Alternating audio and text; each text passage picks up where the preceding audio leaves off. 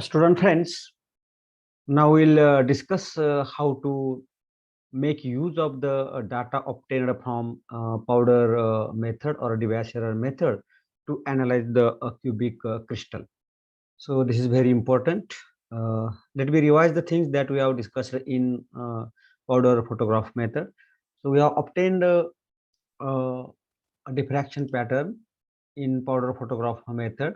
This is somewhat like this, and we have seen that this diffraction pattern consists of series of arcs, and these series of arcs are because of the X-rays are diffracted in the form of cones, and the certain portion of the cone is made incident on the photographic film strip so that it is intercepted, and after developing that photographic film you will get the a series of arcs like this.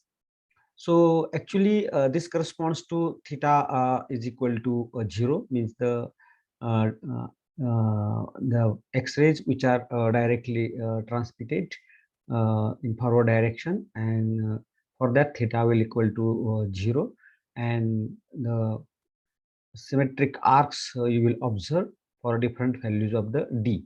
So yesterday we have seen that this is corresponding to particular value of d, and this is nothing but distance s. So you will get the series of arcs. If you consider this as this line, you will get when theta is equal to 45 degree or 2 theta is equal to 90 degree. So let me clear one thing, that here what is theta and 2 theta again. So suppose these are the incident X-rays, and suppose this is the crystal plane, then we know that this angle is theta.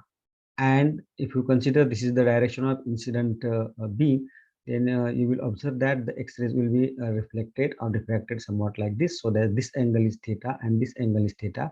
So this is 2 theta. So if you take the angle between reflected and incident X-rays, this 2 theta. If you take the angle between X-rays and crystal plane, it is theta. So this theta is equal to 4 to 5 degree, means 2 theta is equal to 90 degree. So you will get 2 theta is equal to 90 degree in upward direction. For that you will get this line, and again the X-rays which are these are incident X-rays and which are reflected in back direction from this specimen. So these reflection will correspond to 2 theta is equal to 180 degree or theta is equal to 90 degree, and you will observe the series of arcs around this uh, point at theta is equal to 90 degree. So also we have seen that this data can be used, and we have obtained the formula as here. You can write this as S is equal to, this is nothing but 4 theta r, or you can write theta is equal to this S divided by 4r. If you take this in radian, and if you take this theta in radian, if you take this theta in degree, then we have to multiply here by 57.296, so that it will be in degree. So that we can calculate by taking this S is equal to 4r. We have seen that this, we can take S is equal to 4r in millimeter, and you will get here this theta in degrees is equal to this S in millimeter. So you can directly measure by using this standard value of S. You can directly measure this distance between these two arcs is nothing but a angle corresponding to that diffraction, and you will get the different values of angle of diffraction as theta 1, theta 2, theta 3 corresponding to these diffraction. So this is for one first diffraction, this is for second values of d and theta, this is for third, and so on. So you will get the list of theta values, and by using the Bragg's condition for first order reflection, which is 2d, particularly corresponding to this Miller indices HKL, 2d sine theta is equal to lambda for first order diffraction, you will get these values. And this X-ray is monochromatic, so it is known, and the spacing, these spacings DHK, they are related to the lattice constants A and B, means there is a relation between D and lattice constant A, B, C. which are related by the equation Miller indices HKL. So as there are 7 crystal systems, so you will get 7 formulae for DHKL. But as we are dealing here in this particular lecture, we are dealing with the cubic crystal system, where we know that A is equal to B is equal to C, and expression for the interplanar spacing we have obtained DHKL is equal to this A divided by square root of this H square plus K square plus L square. So this formula we have derived expression for the interplanar spacing. Where A is the lattice constant, HKL are the Miller indices, which are integers. Now what we'll here discuss is that one more important thing, that we'll see that in order to measure these values of D or A more accurately, we have to measure this angle theta very close to 90 degree. So here the theta is equal to 90 degree reflection. So if you measure the diffraction angles close to 90 degree, then it will give the accurate measurement of DHKL. And how that can be done, that we'll discuss with some mathematical calculations. So we know that the equation that is the Bragg's condition is given as, it is given as 2 DHKL sin theta is equal to lambda for first order reflection, where n is equal to 1, and we can write this as DHKL is equal to lambda divided by 2 sin theta, or we can write this as lambda divided by 2 into 1 upon sin theta is nothing but the cosec theta. So we have to prove that why it is necessary to measure the angle of diffractions which are close to 90 degree, that we will discuss. Now if you take the differentiation of this, then you will get this as so small change in this D, that is DHKL, it will be so lambda by 2 will be constant, and differentiation of cosec theta will be minus, it will be minus cosec theta into this cot theta and delta theta. So again we know that lambda divided by 2 into cosec theta is nothing but this D HKL. So we can write this as minus D HKL into this cot, into this cot theta, and this as delta theta. Or we can write this as this delta DHKL divided by DHKL is equal to minus cot theta into this delta theta. So you will get after solving or differentiating this Bragg's condition for D, you will get this as this small change in D value divided by D value is equal to minus cot theta D theta. Now for which value of theta this delta D will equal to 0, because delta D should be 0, means the error in measurement of value of D should be 0. So if you look at this condition, then and if you take this theta is equal to 90 degree, you will observe that this cot theta is equal to 0. Means for theta is equal to 90 degree, you will get this as delta DHKL is equal to 0. So there will be 0 error when you measure this angle at 90 degree. But remember that this theta is 90 degree means 2 theta is equal to 180 degree. So if you look at this as the incident X-rays, and for 2 theta, this X-rays will be reflected in backward direction, and these two X-rays will mix up with each other, and hence it is impossible to measure theta at the 90 degree. Hence attempt is made to measure theta which is close to 90 degree rather than measuring exactly obtaining the arc at 90 degree. we can measure the values of theta or d values very close to theta is equal to 90 degree. So that is why it is very essential to measure the diffraction angles which are close to theta is equal to 90 degree. And if theta is measured accurately, we can accurately measure the values of interplanar spacing, or you can measure accurately the values of the diffraction from this diffraction data that we have seen. So that is how one can understood why it is necessary to measure the diffraction angles which are close to 90 degree. Now let us come how this data is used to analyze the cubic crystal method. Once you measure the theta value, suppose you have obtained theta values as theta 1, theta 2, theta 3 for different arcs, as we have discussed how to measure this.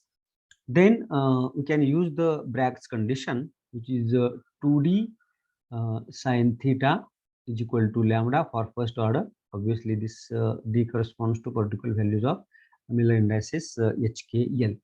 So from this value, we can write this sine theta is equal to lambda divided by this 2d corresponding to HKL, or we can write this as sine square theta is equal to lambda square divided by 4 into this d square corresponding to HKL. But we know the value of d, which is given as DHKL value is given as a divided by square root of h square plus k square plus l square, and therefore you will get this as the value of this d square corresponding to HKL as a square divided by this h square plus k square plus l square. So if you use this value here, what you will get? You will get sine square theta is equal to lambda square into bracket h square plus k square plus l square divided by 4a square. You will get this value. So now let us put this h square plus k square plus l square as c. Let this c is equal to h square plus k square plus l square, and it will be always integer because we know that hk they are the integers, and therefore you will get this as sine square theta divided by this c value is equal to lambda square divided by 4a square. You will get this value, and this is called as constant common factor. It is called as constant common factor. So you can find out this value of sine square theta divided by c. Now from diffraction data, you know the values of theta, theta 1, theta 2, theta 3, and so on. And you can have the values of theta 1, theta 2, theta 3, and so on. You can measure these values from diffraction data. And what are the possible combinations of h square plus k square plus l square? Because you can take the values of h, k, l as 0, 0, 1 or 1, 1, 0 like that. So we can take 1, 1, 1 here. You can take this as 2, 1, 0, or you can take this as 2, 2, 0 like this. So if you calculate this, this will get s square plus k square plus l square. You will get this as 3. You will get this as so you can take this as 1, 1, 2. You can take this as 1, 1, 2 like this, or 2, 1, 1, no problem. So you will get this as 6, or you will get this as 8. So all these are possible combinations. So by trial and error, you can find out the values of you can consider the values of h, k, and l, and you will get the values of c as 3, 6, 8, and other combinations also you can try. So in this way, you can calculate the values of sine square theta by c for each of combination, and you can calculate the average value of sine square theta by c. Once you get the average value of the sine square theta by c, you know the value of lambda because it is monochromatic equivalent, and from that value you can calculate the value of A. Are you getting it? So from this theta 1, theta 2, theta 3, you can calculate for each value of theta sin square theta by C by considering these combinations, and this combination is constant. Remember that way you have to select the value of this HKL, and this constant value once you obtain this constant common factor, you know the value of lambda from which you can calculate A, and for cubic crystal system you know that A equal to B equal to C. Now here we'll consider a specific example of this copper which is a face-centered cubic structure, which has face-centered cubic structure, and for that we can calculate the value of E. Now if you look at for copper, if you consider the material as element as a copper, and its crystal structure is actually face-centered cubic crystal structure, then it is observed that from this diffraction pattern, the values of theta 1, theta 2, and theta 3, they are respectively 21.81 degree.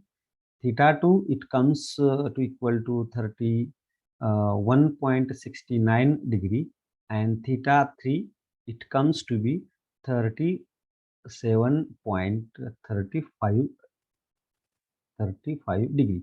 So these values we can measure from this diffraction pattern, remember. So here this value you can measure, this value like this you can measure, and this corresponds to value of C is equal to 3, 6, and 8, and from this you can calculate for each of theta value sin square theta by C, and if you do the calculations you will get this value as sin square theta by C. This value you will get this as 0.046.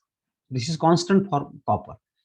And now if you use this value here, lambda square by 4 square, so this is nothing but lambda square divided by 4a square, it will be 0.046. Or here you can take the value lambda, generally it is used from CuK alpha radiation, it is the characteristics wavelength, and that value is 1.4 angstrom unit. If you put the values of here lambda, and if you solve this, you will get the value of this A is equal to 3.59 angstrom unit. So this is we have calculated by using this diffraction pattern. And if you look at the actual value, which is standard value of the lattice parameter for copper, it is a 3.615 angstrom unit. So which is very close to standard value. Again, one more thing I would like to tell you that, as I told you, we have to measure these theta values close to 90 degree. So I have taken these values for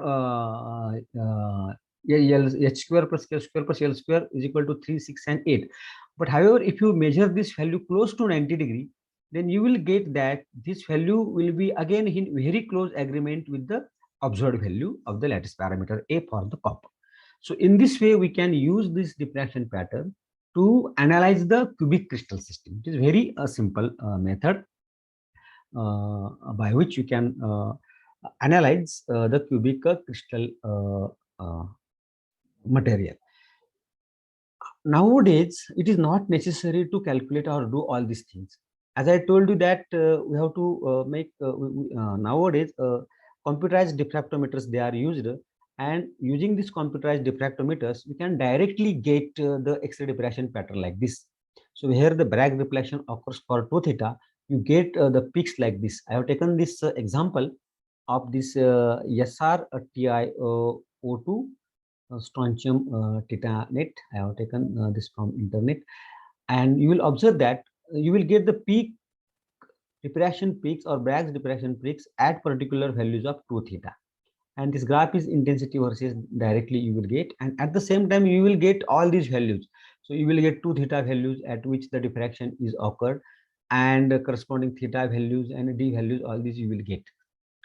Now it is not necessary to do the calculations manually. All these things that you will get from computerized software, you will get all these values and this diffraction peak. So you can use these diffraction peaks to calculate the lattice constant. So if you look at here, you will observe that the values of theta 1, theta 2, and I have considered that actually this is the value of C. So this is the value of C, means S square plus K square plus L square. I have taken these values for 3, 6 and 8 if you take, or any combination you take. And if you calculate this constant common factor, just we have seen, and that constant common factor is sin square theta divided by C, you will observe that in this case, this constant common factor, it will come equal to 0.03880.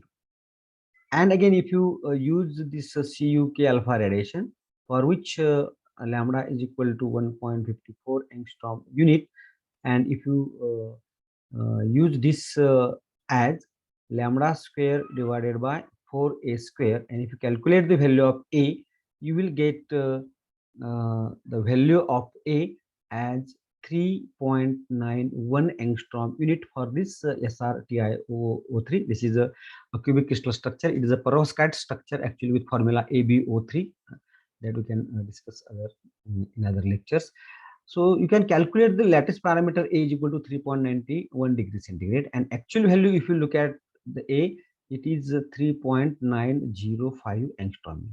So it is in close agreement with the actual value of the lattice parameter for this SRTI. So in this way, you can determine this lattice constant by using the modern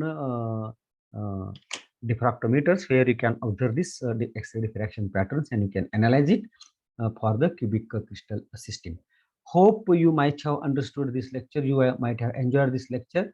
Keep subscribing, keep watching, keep sharing my lectures, so that I will prepare more and more lectures for you. Thank you for watching this lecture.